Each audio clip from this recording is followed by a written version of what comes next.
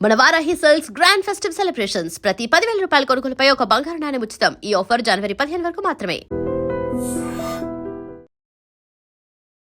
And నేను ఇంకొకటి recent విన్నా, వేణుస్వామి గారు పూజలు చేయడం వల్ల I'll tell you, 2 years back నాకు బ్యాడ్ టైం అందరికీ వచ్చేటట్టు. అప్పుడు మనం అన్నీ నమ్ముతాం. అప్పుడు దేవుడు, దారాలు, పోగులు, రాళ్ళు, రప్పలు అన్నీ నమ్ముతాం. సో అలా నమ్మకంలో వన్ ఆఫ్ ద నమ్మకం కొన్ని రెఫరెన్సెస్ చెప్పడం జరిగింది. నేను వెళ్ళాను. ఆయన పూజ చాలా బాగా చేశారు. I have no complaint. చాలా చాలా బాగా చేశారు. అంతా బాగుండింది. కానీ నాకేమీ జరగలేదు. This was 2 years back. If at all ఆయన పూజ చేసి నాకు ఇది వచ్చింది అని అంటే ఆ క్రెడిట్ నేను ఎవ్వరికీ షేర్ చేయదలుచుకోలేదు. ఇది నా సొంతంగా నేను కష్టపడి నా కాళ్ళు చేతులు ముక్కలు చేసుకుని రక్తం అంతా చింది చెమట చింది నేను తెచ్చుకున్నాను. ఇది ఎవరైనా క్రెడిట్ తీసుకోవడానికి చూస్తే, ఆ సందర్భాన్ని వాడుకోవడానికి చూస్తే దయచేసి నా కష్టానికి మర్యాద ఇవ్వండి. సంబంధం లేదు. That's my answer. నమ్ముతారా యాక్చువల్గా? ఇవన్నీ నమ్మాల్సి వస్తుందండి ఆ టైంలో. అంటే ఏంటి, మన టైం బాగాలేదు, మన టైం బాగాలేదు అన్నప్పుడు మందు, చికెన్ ఇవన్నీ అదే అంటే అది నాకు ఆ కాన్సెప్ట్ అప్పుడు తెలీదు నాకు నిజంగా. ఆ తర్వాత నేను అయ్యయ్యో అలా కొంచెం అనిపించింది. కానీ ఆ టైంకి నాకు నిజంగా వెళ్ళే ముందు అదంతా తెలీదు. అది కాక మేబీ ఇప్పుడు ఒక్కొక్కరిది ఒక్కొక్క నమ్మకం. నిజంగానే నార్త్లో there is a temple where శివుడికి అది ఉన్నాయి. ఇట్ ఈస్ నాట్ దట్ అది లేదు అని కంప్లీట్గా రైట్ ఆఫ్ చేయడానికి లేదు. కాకపోతే ఆ టైంలో నాకు చేసిన ప్రతి రాయి రప్పల్లో ఒక నమ్మకంలో ఇది కూడా ఒక నమ్మకం. ఎక్కడో దిల్సుఖ్ నగర్ వెళ్ళి దృష్టి తీయించి పూజ ఏదో చెప్పారు. అన్నీ నా వల్ల నేను ఏమేం చేయాలో అన్నీ చేశాను. ఏది పనికి రాలేదు నాకు. మళ్ళీ బ్యాక్ టు జిమ్, మళ్ళీ ఐ కెప్ డూయింగ్. అది నేను ఎక్స్పెక్ట్ కూడా చేయలేదు. అలా అలా అలా అలా ఇట్ హ్యాపెన్. సినిమా ఇండస్ట్రీ నుంచి ఎలాంటి సపోర్ట్ వచ్చింది మేడం మీకు? వాళ్ళదే కదండి సపోర్ట్. ఏముంది, ఇది వాళ్ళ విక్టరీనే. ఇది ఇండియాలోనే ఫస్ట్ టైం ఒక యాక్ట్రెస్ వెళ్ళి ఇండియా ఫ్లాగ్ అక్కడ స్పోర్ట్స్లో ఇండియా ఫ్లాగ్ వేసుకుని నేను వచ్చాను అనేది ఇట్ సెల్ఫ్, అది ఫస్ట్ టైం ఇండియాలోనే ఒక సినిమా ఇండస్ట్రీకి ఫస్ట్ టైం. తెలుగు ఇండస్ట్రీకి ఇది గర్వకారణం for sure. I'm sure it is there's only. ఇంక ఇందులో ఏముంది, రెస్పాన్స్ ఏముంది. కాల్స్ చేశారు, విషెస్ చేశారు కొంతమంది. మీరు చాలా ప్రాబ్లమ్స్ సఫర్ చేసి ఎదుర్కొని ఉండుంటారు. దాని నుంచి వెంటనే బయటికి రావడానికి మీరు ఏం చేస్తారు నార్మల్గా? నేను ప్రాబ్లం గురించి ఆలోచించాను, సొల్యూషన్ గురించి ఆలోచిస్తాను. ప్రాబ్లం ఎప్పుడు నేను ఆలోచించను. ప్రాబ్లం ఏంటంటే మనం తీసుకునే రాంగ్ డెసిషన్స్ తోటి వస్తాయి. సో మనం చేసే పెంటే అది. సో మళ్ళీ కూర్చుని దాని గురించి మళ్ళీ గెలకడం ఎందుకు, అదేదో సొల్యూషన్ ఆలోచించుకుని వెళ్ళిపోవడం better. That is what I. Light తీసుకుంటారా సిచ్యువేషన్స్ని? లైట్ తీసుకోవాల్సి వస్తుంది. ఇప్పుడు దాని గురించి ఆలోచించి ఏమైనా జరుగుద్దా? ఇప్పుడు ప్రాబ్లము కూర్చుని దాని గురించి ఆలోచిస్తే ఏమైనా చేయగలమా? ఏమీ చేయలేము. సొల్యూషన్ ఆలోచిస్తేనే ఏమైనా చేయగలం. So I feel there is no point. ఇంక అక్కడ కూర్చుంటే ఇంక అక్కడే ఉండిపోతాం. సో నెక్స్ట్ ఏం చేయాలి, how do I get out of this is my strategy about life is that. Cinema రంగంలో క్యారెక్టర్కి మీరు ఇంపార్టెన్స్ ఇస్తారా, డబ్బుకి ఇస్తారా? క్యారెక్టర్.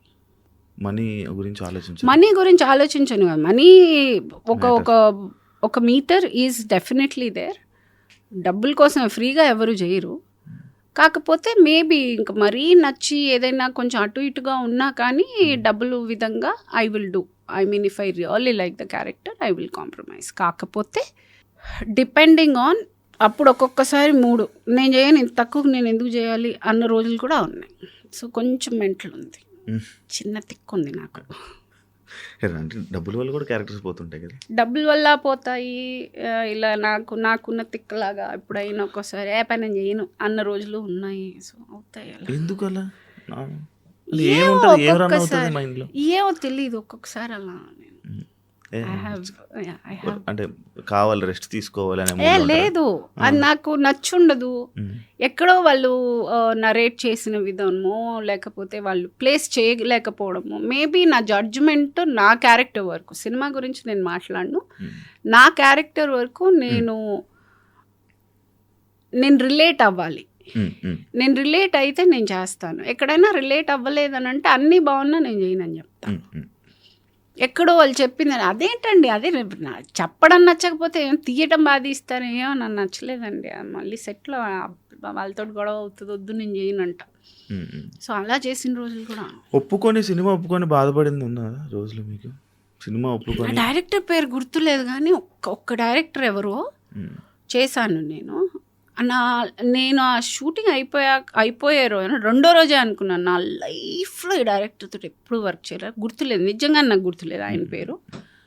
ఆ ఒక్కటే అనుకున్నాను నా లైఫ్లో, ఆ ఒక్క షూటింగ్కి అలా అనిపించింది, ఇంకెప్పుడు అలా అనిపించలేదు. కాదు, ఇప్పుడు సినిమాలు చేసేస్తారు, అన్నీ రిలీజ్ అవుతాయి. నాది ఆల్మోస్ట్ ఒక 99% రిలీజ్ అయ్యాయి, అన్నీ అలాంటి సినిమాలే చేశాను నేను. తెలుస్తుంది మనకు, ఒక ఐడియా వస్తుందా?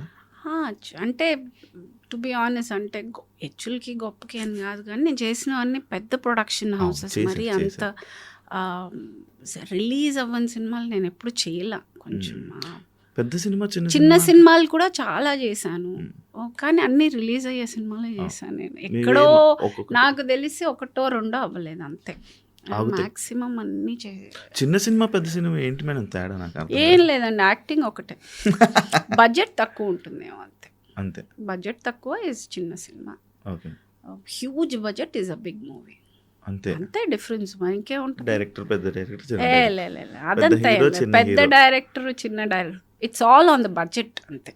పెద్ద బడ్జెట్ అయితే ఇట్స్ అ బిగ్ మూవీ, చిన్న బడ్జెట్ అయితే ఇట్స్ అ స్మాల్ మూవీ. ఇంకా ఇది ఇలా వెయిట్ లిఫ్ట్ అదే ఏదైతే మీరు పవర్ లిఫ్టింగ్ ఏది ఇంకా కంటిన్యూ చేస్తారా? Of course yes. ఏది ఇప్పుడు ఒట్టి ఏషియానే అయింది, కామన్వెల్త్ ఎవరు వెళ్తారు? ఇంకెన్నో ఉన్నాయి.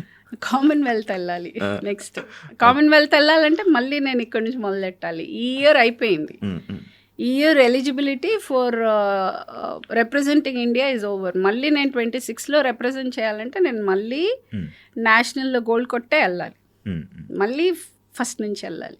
ఇంక ఇండస్ట్రీకి దూరం అవుతారా? ఎందుకు మళ్ళీ ఎవడు పెడతాడో బువా? నో దానికి దీనికి సంబంధం ఏంటయ్యా? ఇప్పుడు సినిమా ఏముంది, మనం సాయంత్రం దాకా షూటింగ్ చేస్తాం, సాయంత్రం నుంచి ఏం చేస్తాను నేను?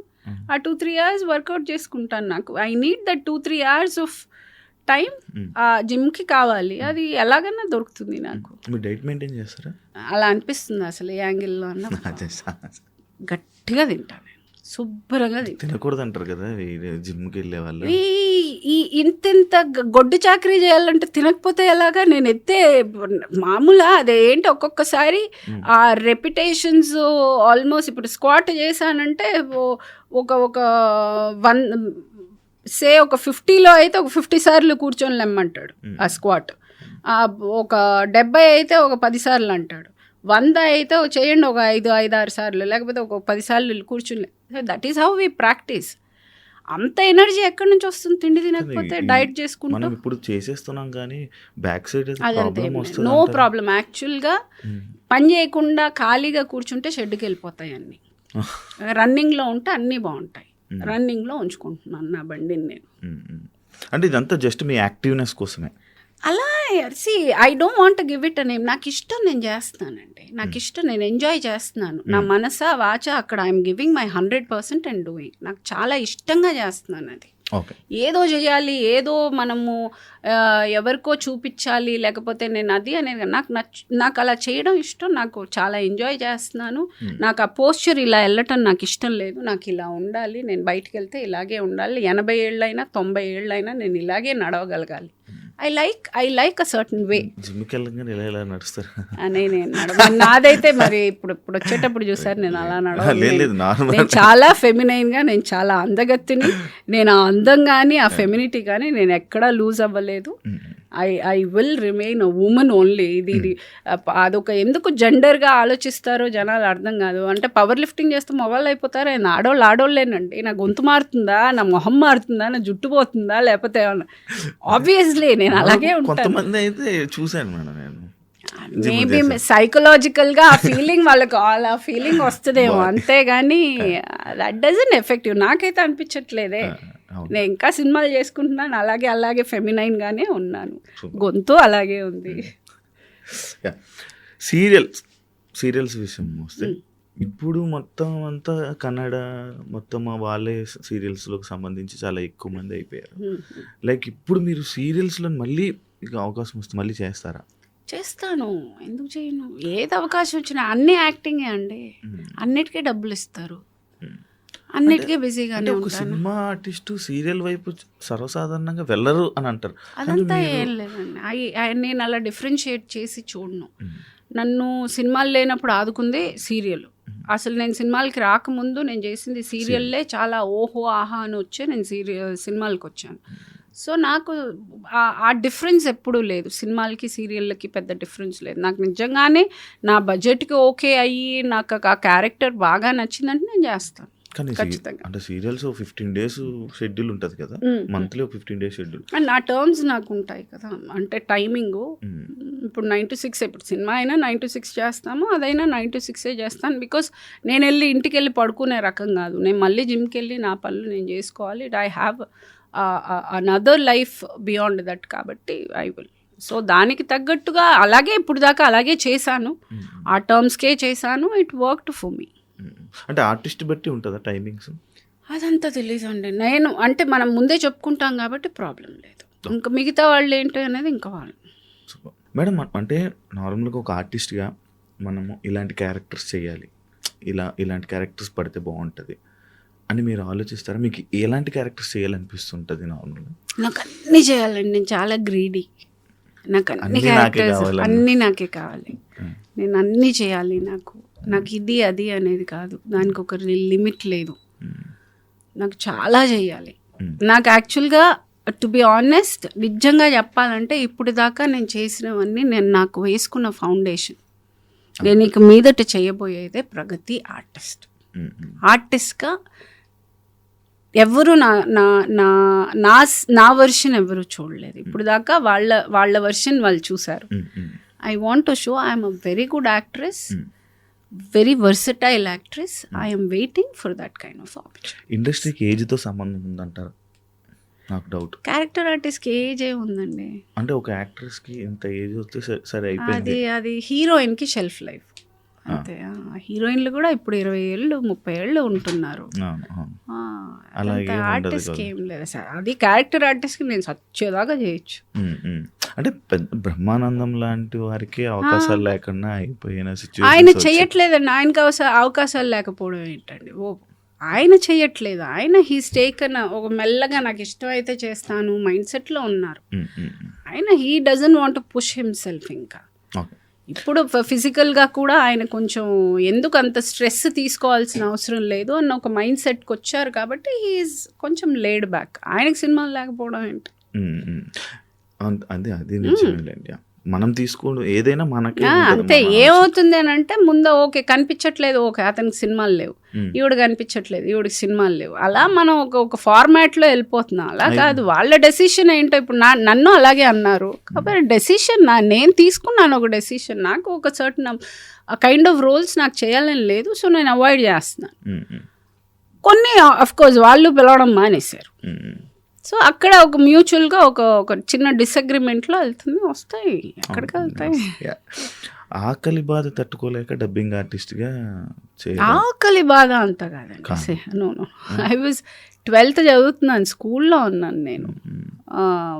అండ్ ఏదో చెయ్యాలి ఏమంటే అంటారు కదా ఇంట్లో, దండగా తింటున్నావు, నేను అసలు ఏం చేస్తున్నాను తెలుసా, నేను ఎంత కష్టపడి ఎంత నిన్ను అనవసరం కూర్చొని పందిలా తింటున్నావు, ఇవే మాటలు అనేటప్పుడు మనకి ఏదో చేయాలి, ఏదో ఎరగొట్టాలి, పగలగొట్టాలి అని ఉంటుంది కదా. అలాంటి సందర్భంలో డబ్బింగ్ ఈ స్కూల్లో ప్రకాశం మాస్టర్ అనే ఒక ఆయన ఉండేవారు, తెలుగు మాస్టర్.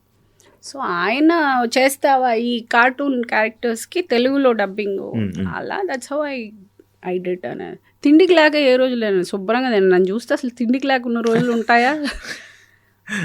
మరి అంతే. See yes, I come from a middle class family, but I don't come where I didn't have food. No I'm sorry, no I had.